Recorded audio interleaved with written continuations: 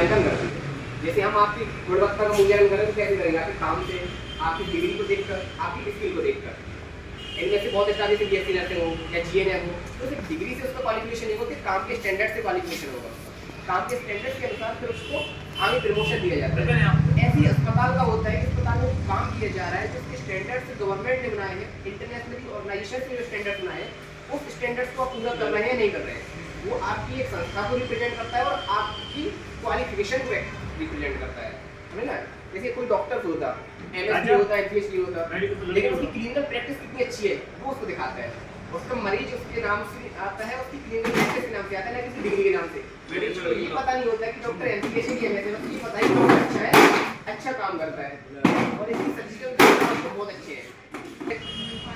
Final year है, registration आपकी complete है जी। आपने पहले कहाँ काम किया?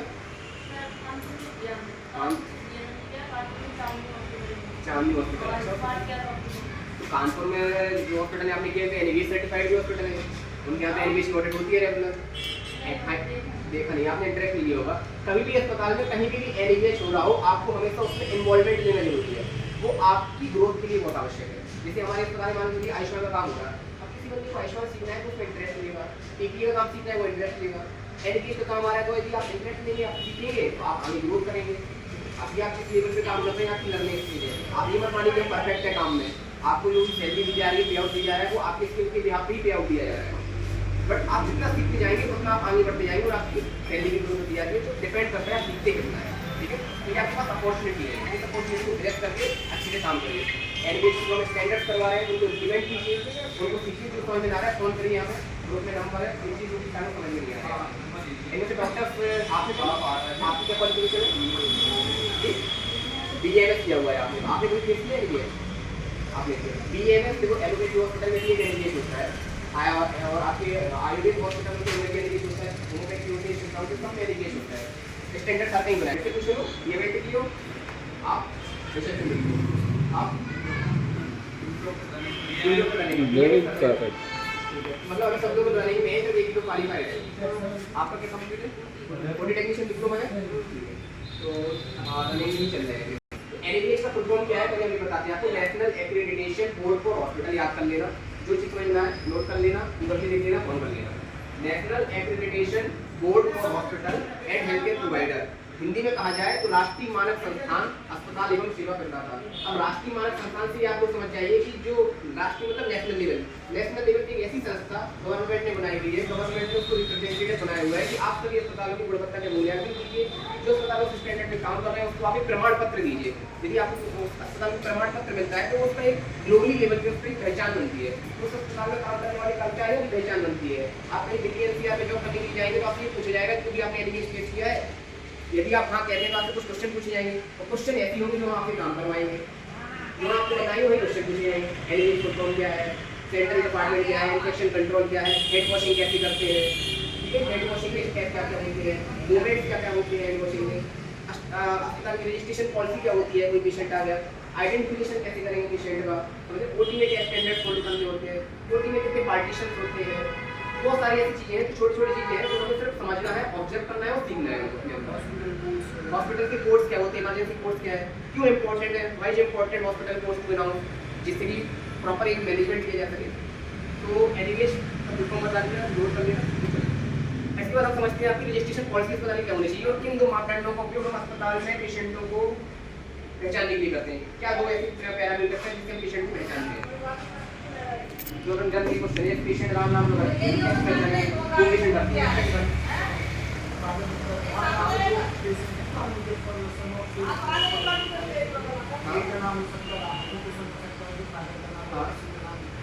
अच्छा ये आपने सही बात की, लेकिन एक पैरामीटर को अस्पताल में फॉलो किया जाता है जिसको कहते हैं यूएचआईडी number.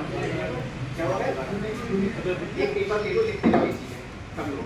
National accreditation board for hospital and health care provider, ठीक है।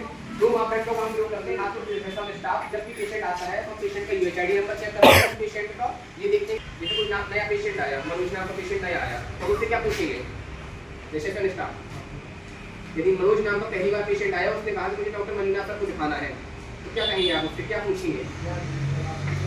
क्या है, आप पहली बार आ रहे हैं कि दूसरी बार आ रहे हैं? यदि पहली बार आ रहे हैं तो उसका यूएचआईडी नंबर क्या करते हैं, नया जनरेट करते हैं। यूनिक हॉस्पिटल आइडेंटिफिकेशन डिजिट लिख लीजिए। यूनिक हॉस्पिटल आइडेंटिफिकेशन डिजिट यानी कि यूनिक आइडेंटिटी नंबर। पेशेंट को हमने यूनिक आइडेंटिटी नंबर दे दिया, रजिस्ट्रेशन नंबर दे दिया। जैसे हम सभी लोगों में आधार कार्ड नंबर होता है ना, वो यूनिक होता, वो किसी से मैच नहीं करता। वैसे ही आपके अस्पताल में जो पेशेंट आया हुआ है उसका जो हमने आइडेंटिटी बनाई है वो यूनिक है। इसे समझ लो आप। जब भी पेशेंट कभी भी आपके अस्पताल में दिखाने आएगा उसका यूएचआईडी नंबर सेम रहेगा, हमेशा वो कभी नहीं बदलता, वो सेम हमेशा रहता है। वो इसलिए बनाया जाता है कि कई बार बड़े अस्पतालों में जो 100, 200, 300 बेड के होते हैं, मीडियम साइज हॉस्पिटल होते हैं, उनमें कई बार एक ही नाम के पेशेंट 2-3 मर्जी हो जाते हैं। अब उस सिचुएशन में किसी पेशेंट की कोई जांच होनी होती है, कोई दूसरी हो जाती है, तो उसमें एरर चांस ज़्यादा बढ़ जाते हैं। एरर रेट को कम करने के लिए यूएचआईडी नंबर बनाया जाता है। उस यूएचआईडी नंबर को देखते ही उसके फिर आगे की डायग्नोसिस की जाती है, उसका ट्रीटमेंट किया जाता है, उसका सर्जिकल प्लान डिटरमाइन किया जाता है। ये होता है ठीक है। तो unique hospital identification digit patient की आइडेंटिफिकेशन करते हैं। दूसरा पेशेंट का पूरा नाम, मोहन यादव भी हो सकता है और मोहन कुमार भी हो सकता है, इसलिए पेशेंट का पूरा नाम। 2 मापदंड ऐसे होते हैं जो हम हमेशा चेक करते हैं। हमेशा पेशेंट का रजिस्ट्रेशन करते वक्त, पेशेंट की डायग्नोसिस करते वक्त, पेशेंट की किसी प्रकार की सर्जिकल प्रोसीजर होती है उसको करते वक्त, पेशेंट को दवाई देने से पहले सब चीज़ें चेक की जाती है, क्योंकि ये हमेशा एक स्टेप होते हैं जहाँ पे गलती होने के चांस होते हैं। पेशेंट को हमने कोई दवा मंगानी है तो हम उसका नाम यूएचआईडी नंबर चेक करेंगे कि सभी डॉक्यूमेंट के से मैच कर रहा है नहीं कर रहा, डॉक्टर ने जो नोट्स डाले वो 3 पेशेंट के हैं, किसी दूसरे के तो नहीं है, ये सब चीज़ें चेक करते हैं ठीक है।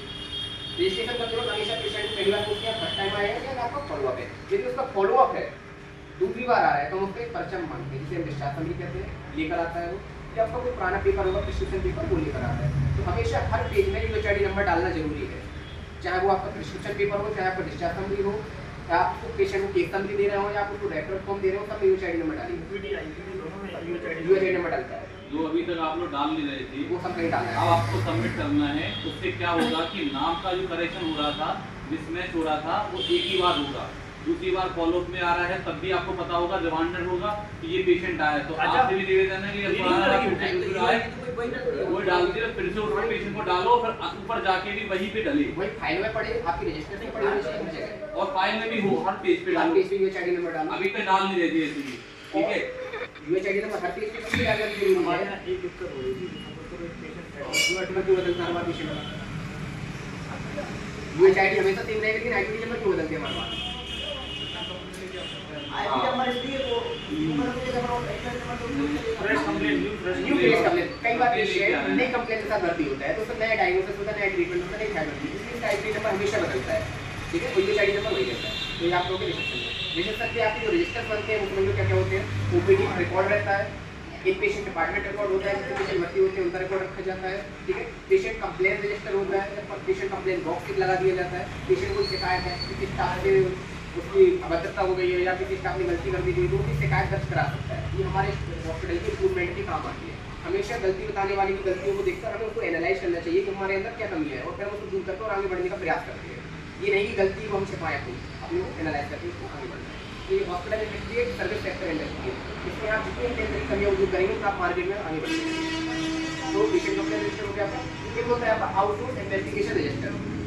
यदि आपके अस्पताल की कोई जाँचें बाहर जा रही हैं, तो इन्वेस्टिगेशन आपके नहीं हो रहे, तो आपको रिकॉर्ड रखना आवश्यक होता है। किस पेशेंट की क्या जाँच गई, कैसा होना चाहिए, इनके 2 महीने बाद 3 महीने बाद पेशेंट आया, उसको कोई इन्वेस्टिगेशन हुआ या कहीं से कोई क्यूरी जनरेट हुई, तो आप उसको रिकॉर्ड देख तो पाएंगे कि हमारे अस्पताल से सैंपल गया था वहाँ, तो वो भी आपको रिकॉर्ड रखना जरूरी होता है। तो ऐसा बनता है क्यों बनता है? तो ऐसा तो बनता है नेपाल का आपने भी नेपाल का एक ऐसा बनवाया बनवाया बनवाया है ना, वो एंसर हो गई थी नहीं एमएलसी का फुल फॉर्म क्या है? ना आप एमएलसी का फुल फॉर्म, हाँ एमएलसी का होती है क्या होती है डॉक्टर साहब? मेडिकल लोकल केसेस या consultant medical local cases. Medical legal cases क्या होते हैं? आप बोलिए लगने की बात नहीं है, डॉक्टर में आप बोलिए हाँ ऐसे एक्सीडेंट जो सस्पेक्टेड होती है, इमरजेंसी सिचुएशन उनकी राइज होती है, ऐसी होती है जो मतलब मेडिकल लीगल का मतलब कोई ऐसी एक्टिविटी हुई हो जहाँ पे हमें इसी लीगल प्रोसेस की आवश्यकता पड़ जाए, पुलिस स्टेशन में इन्फॉर्म करना आवश्यक है। जैसे सोसाइटल केस होते हैं, एक्सीडेंटल केस होते हैं, मारपीट के झगड़े होते हैं, पॉइजन वाले जो होते हैं, वो सारे आपके आते हैं कैटेगरी में आते हैं। इस स्थिति में हमें अपनी सुरक्षा के लिए पेशेंट को इन्फॉर्म करना जरूरी होता है कि पुलिस इंडिकेशन ठीक है। एमएससी का पेशेंट पुलिस को इंटीमेट करना है, उसकी रिकॉर्ड में एंट्री करनी है, उसका फर्स्ट रिपोर्ट बनाते हैं, एमएलसी फॉर्म कहते हैं वो बनाया जाता है और फिर रिकॉर्ड दूसरे को रखा जाता है। ठीक है, ये सारी चीज़ होती है।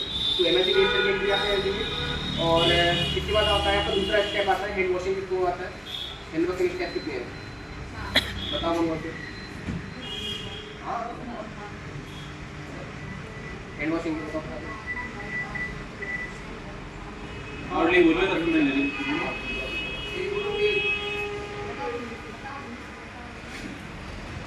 रिकॉर्डिंग चल रही है, अब बात तुम्हारी सुनेगी तो रिकॉर्ड कैसे सुनेगी? तुमने क्या बोला? और आगे देखो एक पूरा प्रोटोकॉल होता है, इसको अच्छे से याद रखना। हम लोग WHO के 7 स्टेप पाम टू पाम सीधा, ठीक है, फिर बिल्डअप, ठीक है, फिर इंटरलेशन, क्या है इंटरलेशन हो गया, फिर इंटरलॉकिंग, ठीक है, इंटरलॉकिंग के बाद फिर ये टिप देना जाके ये के ऊपर आर्म के ऊपर, ठीक है, फिर रेस्टलेस मूवमेंट ऑफ थंब नीचे डाउनवर्ड में, ठीक है, ये नीचे में किया जाएगा। फिर आपके ये हो गया आपका मेडिकल हैंड वॉशिंग। एक स्टेप पर बढ़ जाएगा तो हो जाएगा सर्जिकल हैंड वॉशिंग। दो प्रकार की हैंड वॉशिंग होती है, medical hand washing, surgical hand washing. एक हम जो जनरल यूज करते हैं उसको कहते हैं social hand washing. Social hand washing हम कब करते हैं? सोशल हैंड वॉशिंग खाना खाने से पहले, हाथ गंदे दिख रहे हैं तो हैंड वॉश से साफ कर लिया, शैम्पू से साफ कर लिया, जिससे कोई बीमारी अंदर ना हो, खाना खाने से पहले करते हैं ना, ये सब चीज़ हमारी सोशल हैंड वॉशिंग होती है। मेडिकल हैंड वॉशिंग कब करते हैं? जब किसी पेशेंट को दवा दे रहे होते हैं या फिर दवा खिला रहे होते हैं, इंजेक्शन यूज कर रहे होते हैं, इंजेक्शन प्रिपरेशन कर रहे होते हैं, आप किसी एक्टिविटी में इन्वॉल्व हो जाते हैं जो कम्युनिकेबल डिजीज होती है जिनके पास आइसोलेशन की पॉलिसी फॉलो करनी पड़ती है, इस कंडीशन हम मेडिकल हैंड वॉशिंग करते हैं। और सर्जरी करने से पहले जो डॉक्टर साहब होते हैं, एनेस्थेटिस्ट होते हैं, आपके ओटी टेक्नीशियन होते हैं, वो आपकी सर्जिकल हैंड वॉशिंग को फॉलो करते हैं, ठीक है। और सर्जिकल हैंड वॉशिंग एक बार होने के बाद फिर हम उसको स्टेराइल रखते हैं, स्टेराइल नहीं देते, कहीं ऐसी अनावश्यक चीज़ों टच नहीं करते जिससे कि उसकी स्टेराइलिटी खत्म हो जाए, समझ रहे हैं? तो आपके हो गया। अगला टॉपिक आता है आपको वल्नरेबल पेशेंट क्या होते हैं? वल्नरेबल पेशेंट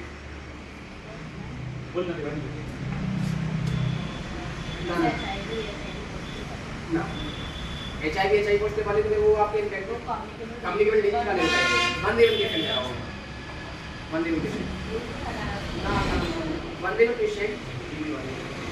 पेशेंट ऐसे पेशेंट होते हैं जो अपनी एक्टिविटी बंद ना कर सकें, ADL activity of daily life. ऐसे पेशेंट जो अपनी activity of daily life spend ना कर सके, ऐसे पेशेंट को वल्नरेबल कैटेगरी में रखते हैं। कौन कौन से हो सकते हैं? हाँ हाँ ओल्ड एज हो गया,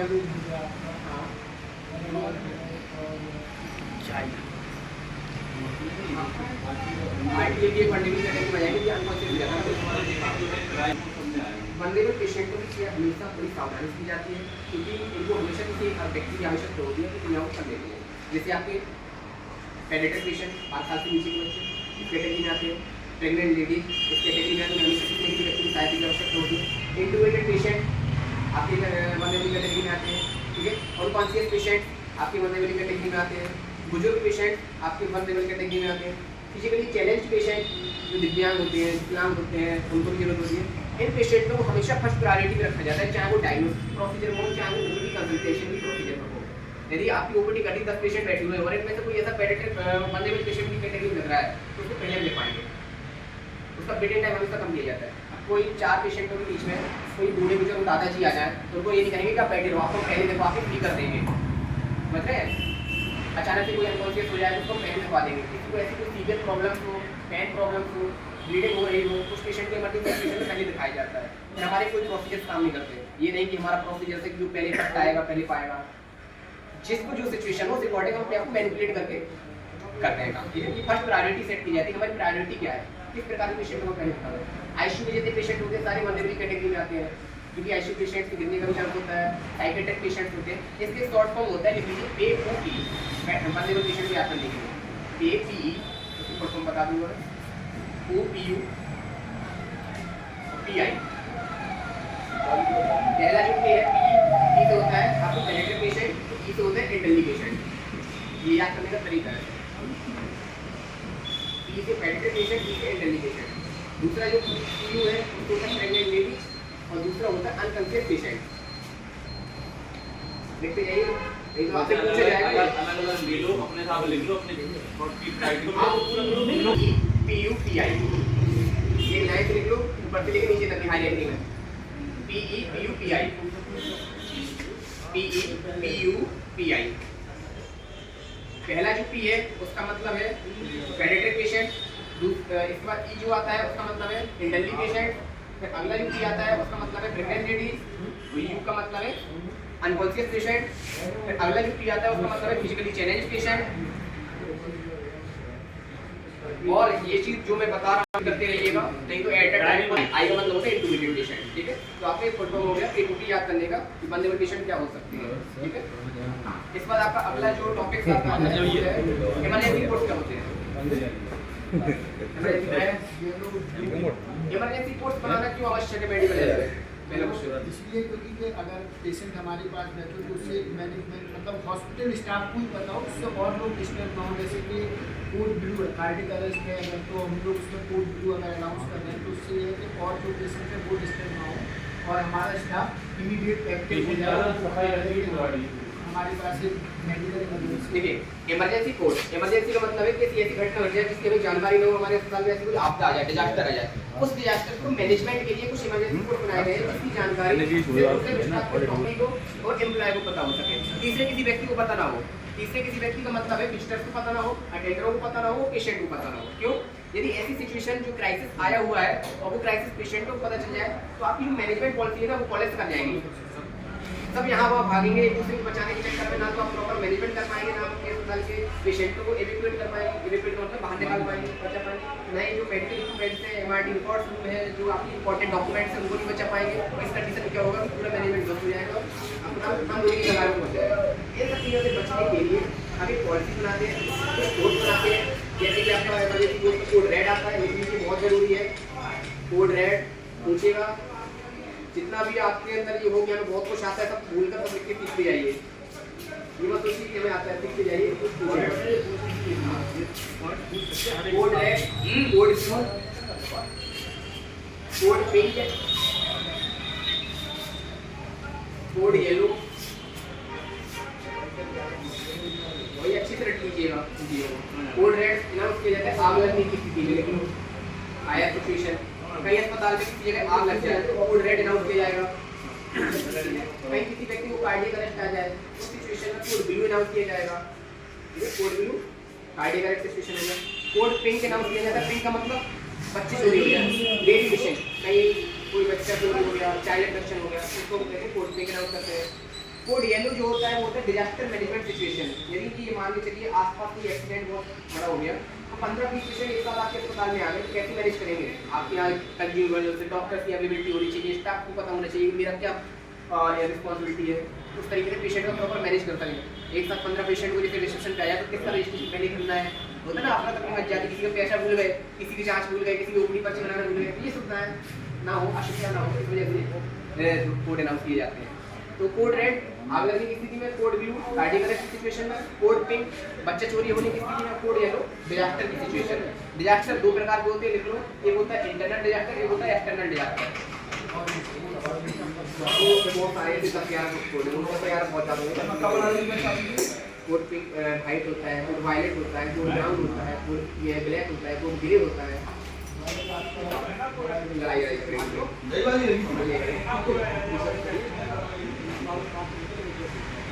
और एक चीज और है, एनिमेट जब होगा ना आपकी सबकी परफॉर्मेंस इवैल्यूएशन की जाएगी। आपने जो अभी हम बता रहे हैं, आपने क्या क्या सीखा ये चीज़ किया जाएगा। आपके उस समय अभी से देखो आप जैसी बात कर रहे हो एक दूसरे से, मुझे नहीं पता, बट जो सीनियर है उसको सर कह के ही बात करिए, क्योंकि आपके एथिक्स दिखाते हैं, आपको सीखने का मौका मिलता है। जब आप सामने वाले को रिस्पेक्ट देंगे ना तो स्वाभाविक सी बात है वो आपको कुछ ना कुछ सिखाएगा, और जब आप सीखेंगे तो आप नहीं करेंगे। तो जो आपसे जूनियर है उनसे अच्छे से बात करके उनको सिखाइए, सीनियर से सर के बात कीजिए, नहीं भैया चल रहा है उनको भैया कह रहे हैं, भैया कह रहे हैं, ये प्रॉपर फॉलो कीजिए। घर का नहीं है, ये ऑर्गेनाइजेशन है। ऑर्गेनाइजेशन कैसे चलती है? एक सिस्टम से चलती है, ये घर नहीं होता। घर में आप इनफॉर्मल वे में रह सकते हो, बट ऑर्गेनाइजेशन में आपको फॉर्मल वे में ही रहना है, ठीक है? तो ये ध्यान रखिएगा। कोई चीज़ समझ नहीं आ रही पूछ लो, ठीक है? आपको कोई मना नहीं करेगा, इनसे पूछ लो, रिसेप्शन वाले स्टाफ पूछ लो, डीएम को कॉल कर लो, मुझे कॉल कर लो, मैसेज ब्लॉक कर दो, बता दिया जाएगा। कोड रेड अनाउंस करने का तरीका क्या होता है? पहले आप समझते हैं इमरजेंसी कोड कैसे अनाउंस किया जाता है। अपने पब्लिक तीन बार अनाउंस करते हैं। देखो कैसे करते हैं, कोड रेड हमें पता ही नहीं कहाँ आ गई।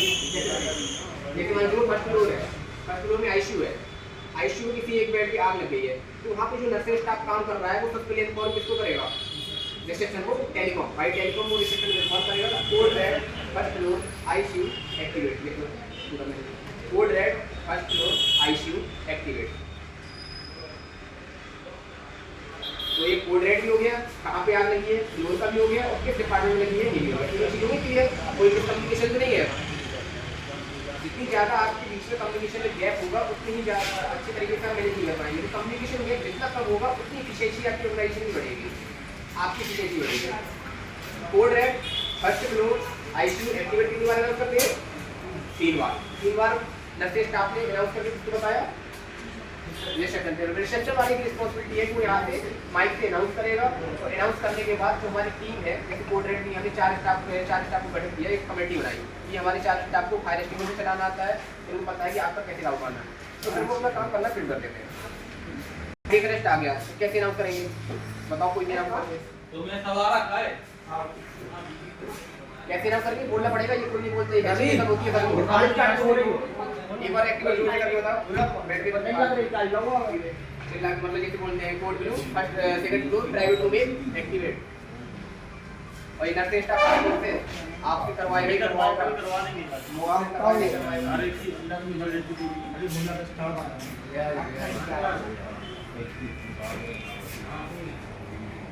First floor NIC activate, code wing first floor NIC activate 3 बार हमेशा करते हैं।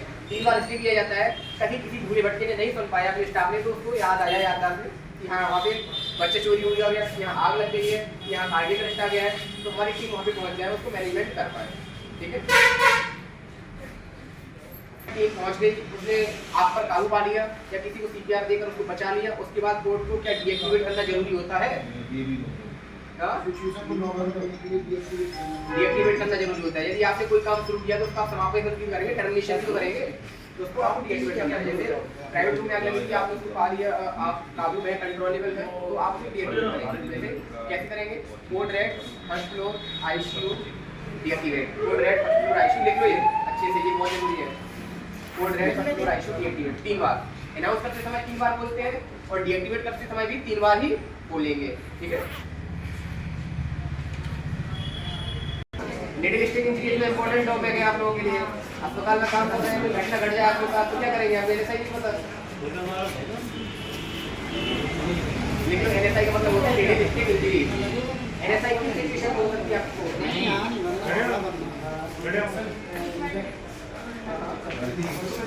देखो एनएसआई आपको ऐसी घटना हो सकती है जब आप लापरवाही से काम कर रहे हो, आप स्ट्रेसफुल हो, आपका दिमाग कहीं और चल रहा हो और काम कुछ और कर रहे हो, उसमें आपको एनएसआई हो सकता है। पेशेंट को दवा दे रहे इंजेक्शन लगाते समय एनएसआई हो सकता है, ब्लड प्रिपरेशन करते वक्त एनएसआई हो सकता है, और जो सिरिंज होती है डिस्पोजेबल करते समय एनएसआई हो सकता है। हमेशा हम एक चीज़ फॉलो करते हैं, डीकैपिंग करते वक्त एनएसआई हो सकता है। पता मोबाइल पे लगे हुए हो, यहाँ पे डीकैपिंग भी कर रहे हैं, वहाँ पे एनएसआई हो सकता है। ऐसे बहुत सारे मेथड्स हो सकते हैं जब आपको नेटिव हो सकती है। उनसे बचने के लिए हम क्या फॉलो करते हैं? हम प्रोटोकॉल फॉलो करते हैं। काम करते वक्त इंजेक्शन देते वक्त इंजेक्शन पे ध्यान होना चाहिए, आपके सामान रखा हुआ है ये भी करना जरूरी है। डीकैपिंग अच्छे से कीजिए, डीकैपिंग करते वक्त सिंगल हैंड टेक्निक का उपयोग कीजिए। सिंगल हैंड टेक्निक जानते क्या होता है? हाँ, आप बताओ क्या होता है single hand technique? Single hand technique उसी से लगा के करते हैं सिंगल हैंड टेक्निक। हाँ राइट, ये हम टेक्निक को करते हैं, इससे होते हैं कि इक्वल चांस होते हैं ऐसे कि हमें ऐसा ही हो। ठीक है, एक केस आपको कहीं दुर्घटना हुआ, नेटिव स्प्रेड हो, एनएसआई होने के बाद आपको किससे चाहिए?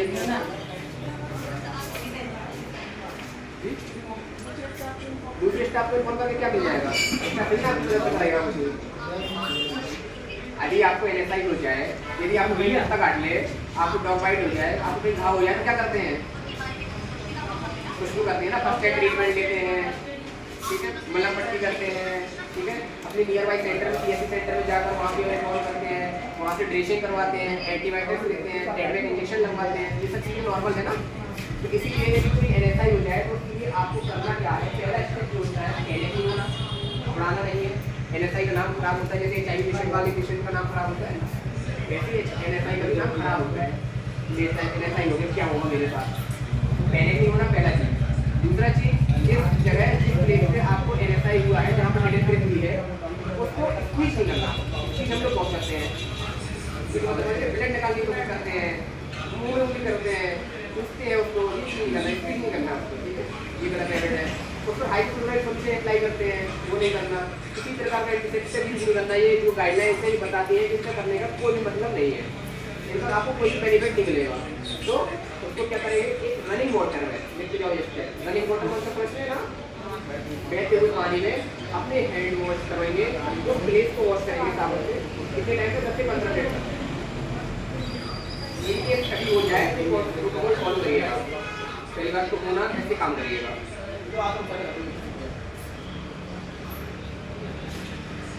बहते हुए पानी पहला स्टेप है, पैनिक नहीं होना। दूसरा स्टेप है उसको स्क्वीज नहीं करना। तीसरा जो स्टेप है, बहते हुए पानी में 15 मिनट तक उसको वॉश करना है साबुन से, ठीक है, ठीक है। तीसरा चौथा स्टेप जो अगला है, हमें अपने डॉक्टर साहब को इन्फॉर्म करना है। जैसे हमारे यहाँ पे कोई इन्फेक्शन कंट्रोल नर्स है जिसको हम कहते हैं ICN। ICN का फुल फॉर्म क्या होता है, इन्फेक्शन कंट्रोल नर्स यदि हमारे यहाँ पे कोई है तो हम उसको इन्फॉर्म करेंगे, हम अपने सर्जन को इन्फॉर्म करेंगे, हम अपने डॉक्टर साहब को इन्फॉर्म करेंगे, ठीक है, कि मुझे सर इस प्लेस पे ये इंजेक्शन देते वक्त इस पेशेंट को, फला पेशेंट को करते समय NSI हो गया है, रेडियोप्रेट हो गई है, ठीक है, ये देखिए आपने। इसका डॉक्टर साहब आगे का प्रोटोकॉल फॉलो करेंगे, आपकी ICN स्टाफ फॉलो करेगा।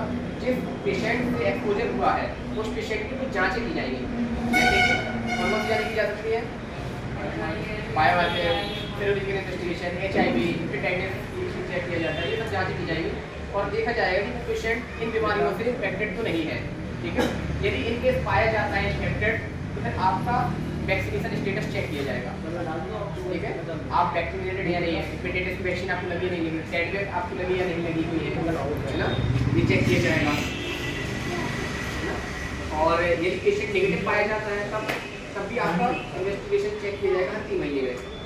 पेशेंट नेगेटिव है बट आपके अंदर कोई 3 महीने में मेरे सिम्टम्स तो नहीं आ रहे, हो सकता है कि अभी पेशेंट के अंदर वो सिम्टम्स ना आगे आ जाए और वही चीज़ आप में आ जाए। इस चीज़ को देखा जाता है आपका 3 महीने में, फिर फॉलो होगा, फिर अगले 3 महीने में होगा, पूरा 1 साल तक फॉलो चलता है आपका। 1 साल तक आपकी HIV जाँच की जाती है, 1 साल तक आपकी हेपेटाइटिस जाँच की जाती है, हर 3 महीने, ठीक है। और यदि जो पेशेंट आपका पाया जा रहा है इन्फेक्टेड है फिर आपकी जाँच की जाती है, आपको कोई सिम्टम्स अभी नहीं आए, आपको प्रोटीन नॉर्मल रिपोर्ट आई, आगे आपको हर 3 महीने में फॉलो किया जाएगा, आपका हीमोग्लोबिन टेस्ट किया जाएगा और बूस्टर डोज लेकर फिर ट्रीटमेंट किया जाएगा। तो ये HIV पेशेंट पाया जाता है तो ट्रीटमेंट लिया जाएगा 20 दिन के बाद, इसमें ATR ड्रग यूज की जाती है। ATR मतलब क्या होता है, एंटी रेट्रोवायरल ड्रग होती है जो HIV पेशेंट में यूज की जाती है, यानी कोई बीमारी होने से पहले हम उसका रोकथाम लें, जिसे हम कहते हैं प्री एक्सपोजर प्रोफाइलेसिस, पोस्ट एक्सपोजर प्रोफाइलेसिस। मेरे सुने हो नर्सिंग स्टाफ डॉक्टर साहब, प्री एक्सपोजर क्या होता है, पोस्ट एक्सपोजर क्या होता है। प्री एक्सपोजर प्रोफाइलेसिस क्या है,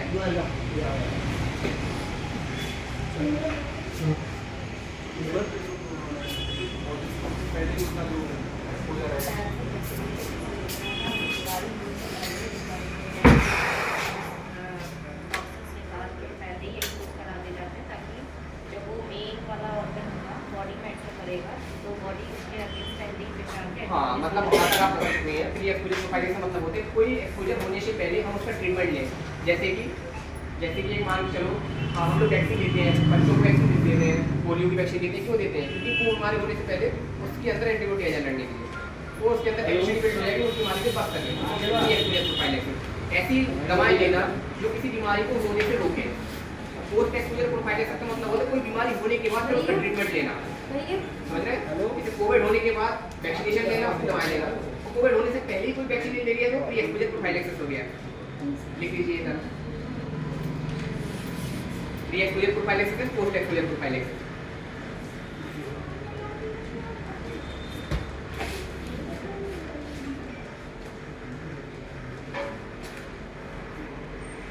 हाथों को वॉश करना है तो कैसे स्टेप को फॉलो करते हुए अपने आप को हाथों को वॉश करना है, ठीक है। तो 5 हैंड वॉशिंग मूवमेंट्स होते हैं, जैसे before touching the patient, after touching the patient, लिख लो। बिफोर टचिंग द पेशेंट का मतलब होता है किसी पेशेंट की केयर दवा देने से पहले अपने हाथों को साफ करना, क्योंकि आप किसी एक व्यक्ति के ट्रीटमेंट नहीं कर रहे, आप अस्पताल में सभी पेशेंटों का ट्रीटमेंट कर रहे हैं। उस सिचुएशन में कौन पेशेंट किस कम्युनिकेबल डिजीज से इन्फेक्टेड है आपको नहीं मालूम ना, किस पेशेंट को मतलब इम्यूनो कंप्रोमाइज कितना है, ओल्डेज पेशेंट होते हैं, इम्यूनो कंप्रोमाइज पेशेंट होते हैं, यानी उनका इम्यून सिस्टम बहुत डाउन होता है, उन पेशेंट को केयर करते वक्त आपको अपने हाथों को वॉश करना जरूरी है ना, तो आप before touching patient hand wash करेंगे। दूसरा होता है आफ्टर टचिंग पेशेंट, यानी पेशेंट की केयर करने के बाद फिर आप अपने हैंड को वॉश करेंगे, वो इसलिए कि उस पेशेंट में इन्फेक्शन है वो दूसरे पेशेंट में ट्रांसफर न हो सके, आपके अंदर न जा सके, आप उससे बच सकें। तो before touching patient, after touching patient. तीसरा जो पॉइंट है बिफोर एफेक्टेड टेक्निक, एक होता है सेप्टेक, दूसरा होता है सेप्टेक। वन पेशेंट का वो है before touching patient, after touching patient, before affected technique. Affected technique का मतलब क्या होता है और सेप्टेक टेक्निक का मतलब क्या होता है? सेप्टेक और एफेक्टेड क्या है? का अभी आप ये कर रहे हैं, काम भी कर रहे हैं, सीखते जाइए, काम आएगा, समझ रहे हैं ना?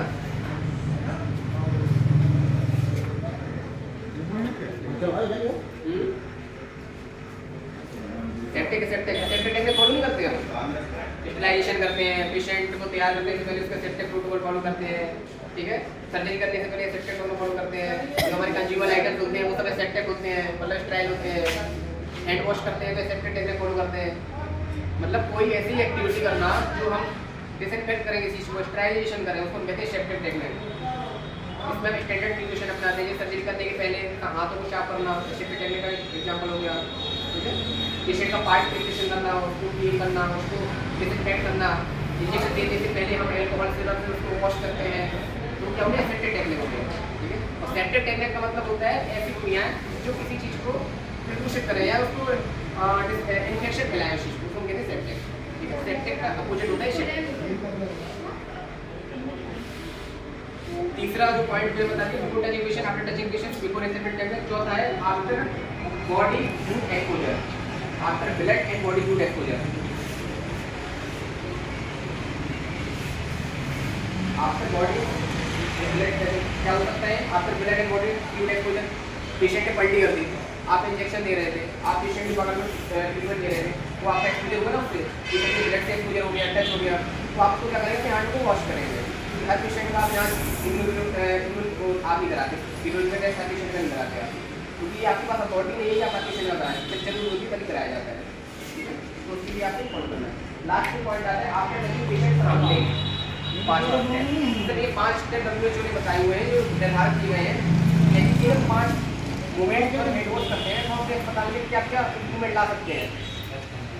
बताओ, यदि हम फॉलो करते हैं तो क्या इम्प्रूवमेंट ला सकते हैं?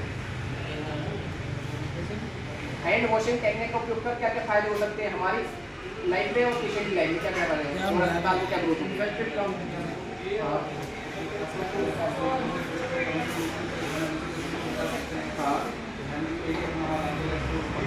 देखो, ये आपने बिल्कुल बताया, इन सब चीज़ों टेक्निक को फॉलो कर हम पेशेंट का लेंथ ऑफ स्टे कम कर सकते हैं। पहला पॉइंट है length of stay. Length of stay का मतलब क्या होता है? पेशेंट का जो रेट है, रुकने का स्टे रेट है, उसको कम किया जा सकता है।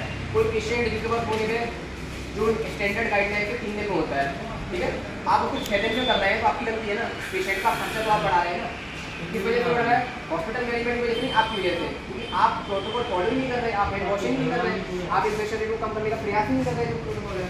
आप उसमें डॉक्टर क्या करेगा? एंटीबायोटिक पे एंटीबायोटिक देता जाएगा और इन्फेक्शन बढ़ेगा, कम होगा, बढ़ेगा, कम होगा। तो जितना हम इन्फेक्शन रेट कम कर पाए, अपने हैंड वॉशिंग टेक्निक को अच्छा कर पाए, हर चीज़ को एक बारीकी से देख पाए कि कब हमें हैंड वॉश करना है, कब हमें हैंड रब करना है, किस सिचुएशन में हमें पेशेंट को डील करते समय हैंड वॉश करना है, ये सब होता है। Hand washing is the only single technique to eliminate the infection, समझ रहे हैं? इन्फेक्शन रेट को कम करने के लिए हैंड वॉशिंग सिर्फ एक ओनली सिंगल टेक्निक है पूरे अस्पताल में, इसके सिवा कोई दूसरा नियम नहीं है जिससे आप इन्फेक्शन को कम कर सकते हैं। एक नर्सिंग स्टाफ से दूसरे में ट्रांसफर होता है, दूसरे तीसरे में होता है, तीसरे चौथे में, ये कड़ी बन जाती है चेन। जैसे कोविड-19 में क्या हुआ था, एक दूसरे में दूसरे तीसरे में क्या हुआ था? हाथ को वॉश कीजिए, 2 गज की दूरी मास्क के जरूरी, क्यों बोला गया था? इन्फेक्शन को कम करने के लिए। ऐसे अस्पताल में हैंड वॉश करने पर हमेशा ध्यान दीजिएगा। यदि आपके नर्सिंग स्टेशन में हैंड रब नहीं है, मंगा लीजिए, कहीं वो रख देंगे, हम कह देंगे कि यदि नहीं है, अनावश्यक उसको यूज मत कीजिए, जब यूज कीजिए आवश्यक हो। कई बार क्या होता है, लगे हैं हम करने में ये नहीं करना है, जब जरूरी हो पेशेंट को ट्रीटमेंट देने पहले कर लो, बाद में कर लो, जब आवश्यक हो यूज करिए। तो जितना वो बताया गाड़ी का बहुत कुछ, लेकिन नंबर हो जाएगा। हाँ वेट वेट क्यों चेक करेंगे? ट्रेनर कंसल्टेंट है, वेट के अकॉर्डिंग तो डॉक्टर प्रिस्क्राइब करेगा मेडिसिन, कंपनी प्रिस्क्राइब करेगी। आप फार्मेसी में काम कर रहे हैं तो आपको डॉक्टर की सिचुएशन के अकॉर्डिंग चल रहा है, डॉक्टर की नोट के अकॉर्डिंग चल रहा है। क्या आपको मान के चलिए कोई डॉक्टर ने दवा लिखी, वो दवा आपकी फार्मेसी में नहीं है, तो क्या आप दवा अपने आप से दे देंगे बदल के? किसके अकॉर्डिंग चल रहे हैं आप? तो डॉक्टर के अकॉर्डिंग चलिए, डॉक्टर के पर्चे के अकॉर्डिंग ही चल रहा है। पेशेंट को दवा देने से पहले उसकी एक्सपायरी मेडिसिन चेक करना जरूरी है, फर्स्ट प्रायोरिटी। कोई हम एक्सपायरी डेट को डिस्कस नहीं कर रहे हैं, एक्सपायरी मेडिसिन चेक कीजिए, पेशेंट की जितनी क्वालिटी में दवा देनी है उसको चेक कीजिए, जो फॉर्म में डॉक्टर साहब ने लिखा है वो चेक कीजिए, कितने दिन की दवाई देनी है वो चेक कीजिए, ठीक है। और कितने समय क्या उसको यूज करना वो लिख के दीजिए। OD-PD एक ऐसी टर्मिनोलॉजी होती है जो मेडिकल प्रोफेशनल नहीं जानता और इसका आपको पेशेंट नहीं जानता उसका क्या मतलब होता है। तो पेशेंट को हमेशा उस लैंग्वेज में समझाया जाता है, उसकी अंडरस्टैंडिंग लैंग्वेज, जैसे कि लोकल लैंग्वेज हो गया, इंग्लिश में समझ कर इंग्लिश में समझ आ गया। OD-PD once a day, twice a day, thrice a day, जरूरत पड़ने पर, सोने से पहले, खाना खाने के बाद, खाना खाने से पहले, इस तरीके की टर्मिनोलॉजी लिखी दी जाती है। बहुत सारे हमारे बूढ़े पेशेंट आते हैं, अनएजुकेटेड पेशेंट आते हैं, तो हमेशा ऐसे ही समझाया जाता है। हमारा फर्स्ट प्रायोरिटी उद्देश्य होता है पेशेंट के ट्रीटमेंट करना, ना कि उसको कॉम्प्लिकेट करना, उसको एक लैंग्वेज में समझाना है वो समझ पाए, ठीक है। उसकी जो इमोशनल स्ट्रेस एंड को कहते हैं उसको सुनना, उसको समझना, अपने आप को उसकी सिचुएशन पे रखना, पेशेंट को उस तरीके से समझाना कि वो अंडरस्टैंड कर सके चीज़ को। तो लास्ट ड्रग्स होती है और एक हाई ड्रग्स होती है, नियर एक्सपायरी होती है, तीन टर्मिनोलॉजी होती है, बड़े फार्मेसी किया क्या होता है लास्ट ड्रग्स?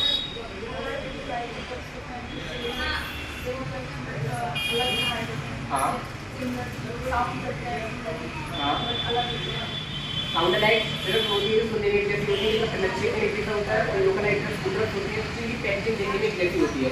इन दवाओं को हमेशा अलग अलग रैकों में रखा जाता है जिससे कि कभी इनकेस रस इतना जाता है और हमको गलती से दवा कोई लगे नहीं, या हम कहीं दूसरे कंफ्यूज है, हमें कोई दवा दे दी और हमें कोई दे दी, उसके कंडीशन क्या होगा? पेशेंट को दिक्कत होगी। आपने जो दवा दे दी, अब पेशेंट को उससे सफर करना पड़ जाएगा, तो उससे चीज़ें बचने के लिए आयरिश ड्रग वो ड्रग होती है जो इसी सिचुएशन में जाएगी जब आवश्यक हो, जैसे डॉक्टर प्रिस्क्राइब करे।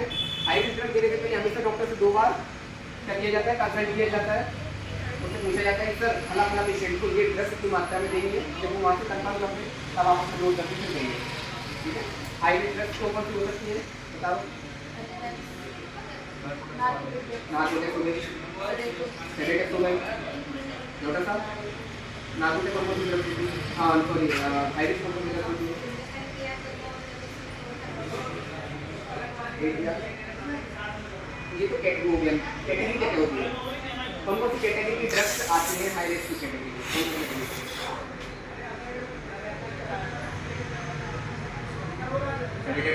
कैटेगरी उसने बताया। अच्छा एक चीज बताओ, कीमोथेरेपी ड्रग्स क्या होती है? हाई रिस्क होती है, लो रिस्क होती है? हाई रिस्क होती है, एक कैटेगरी होती है। ऑल पोटेशियम इलेक्ट्रोलाइट ड्रग्स कौन सी होती है? हाई रिस्क कैटेगरी होती है, इसको देख लो आप। और एक क्वेश्चन बताता हूँ, CHIPS लिख लीजिए, चेक एक शॉर्ट फॉर्म है। चेक्स के अंदर जितनी ड्रग्स आएंगी सारी हाई रिस्क की कैटेगरी ड्रग्स आएंगी, ये आपको याद करने के तरीका बता देते हैं। चेक्स सब लोग खाते हैं ना, बहुत अच्छा लगता है। तुम्हें ये जो पेन है मेरे लो पेन तो काय कर रही है? सी से होता है कीमोथेरेपी ड्रग्स होती है, साइटोटॉक्सिक ड्रग्स होती है। साइटोटॉक्सिक का मतलब क्या होता है? हां साइटोटॉक्सिक का मतलब क्या होता है? जनरल नॉलेज की लैंग्वेज है आपको मेडिकल फील्ड में। साइटोटॉक्सिक, साइटो मतलब सेल और टॉक्सिक मतलब उसको किल कर दे। ऐसी दवाएं जो हमारी सेल्स को किल करती है वो कहते हैं साइटोटॉक्सिक ड्रग्स।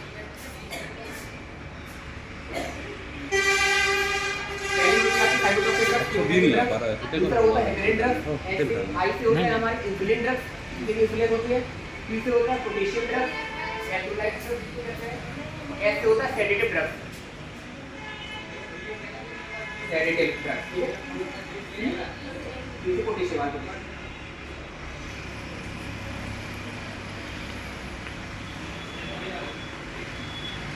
ठीक है। इतना है तो ग्रुप में डाल दीजिए, तो पढ़िए, अगली बार ट्रेनिंग होगी तो इसके आगे काम नहीं